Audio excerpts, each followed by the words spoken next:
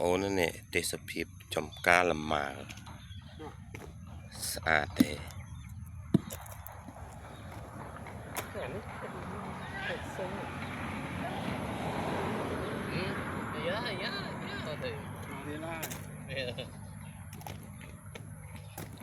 តានេះខ្លាំងណាស់ធ្វើការហត់ប៉ុណ្ណឹងនៅ3-4 រងថ្ងៃនេះណា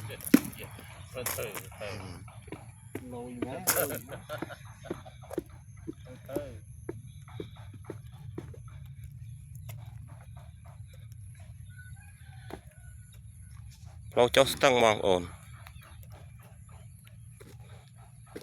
នេះផ្លូវចុះស្ទឹងនេះសងខាងដាំលម៉ា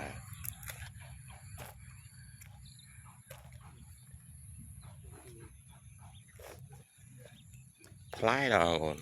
ឆ្ងាញ់ណាស់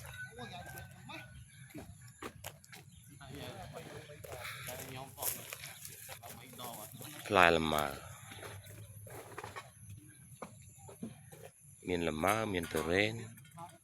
មានសាម៉ាវ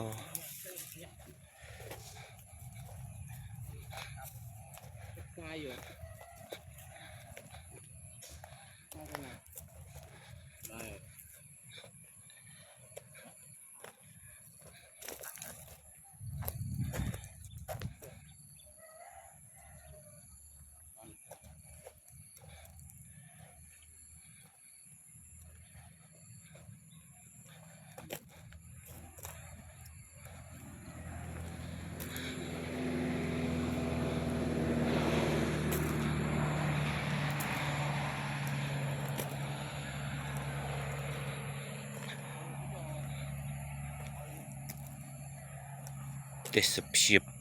ធម្មជាតិសុទ្ធ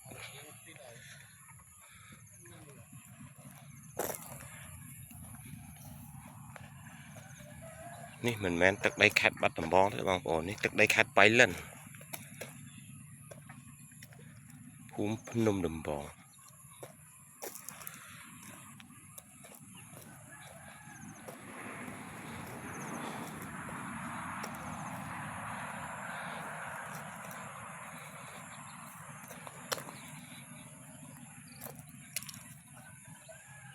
នេះសម្រាប់ពីការងារក៏ឆ្លៀតពេលថតបង្ហោះឲ្យបងប្អូនបានទស្សនាពេលសម្រាប់ពីការងារទោះបីជាយើងមិនបានមកលេងចិត្តក៏ដោយតែនេះជាទេសភាពមួយដែលគួរឲ្យទាក់ទាញ